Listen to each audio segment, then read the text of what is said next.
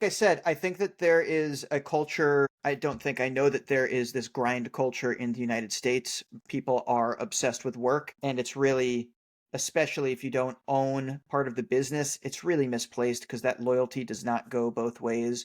You are expendable, and I think that we've seen that over and over again, especially over the past, 5 years where we've seen millions of layoffs happen. Well, I can tell you a story that just happened at my work about being expendable. It's actually a funny story that you bring up right there. So, and I think this is good to highlight kind of exactly what you're talking about here because everybody's expendable in some way, shape, or form. And I think that's the important part to hit on. And why the point I want to counter here with that at the same time. So it just goes to show like how important it is to remember like you are replaceable. They will replace you rather quickly. So that just shows Yeah. how expendable you are, which is why it's important. Like, yes, there's this culture here in the states to where it's like work, work, work, give your life to your job. Life's everything. All these things like that. But it's like it's really not that important. Like, just work your hours and go home. There's if you don't have to stay extra, just don't stay extra. Go. Like, your job's not that important that it's taking you away from all these things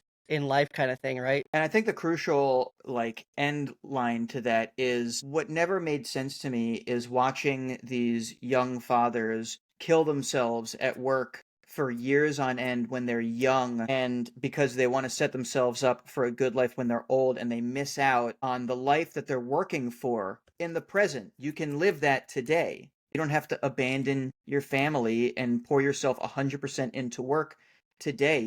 There is, and maybe you won't be as successful in the long run because you're not making as many sacrifices. But when you hear about the regrets that old men have on their deathbed, they are always around. I wish that I took more chances and I wish I spent more time with my family. I regret not being there more. And so you're sacrificing this at the time in your life when you can actually enjoy it the most. And so that's always top of mind for me is yes, I want to build this company into something that is future proof, that can stand the test of time, that I could potentially hand off to my children. And at the same time, I'm not willing to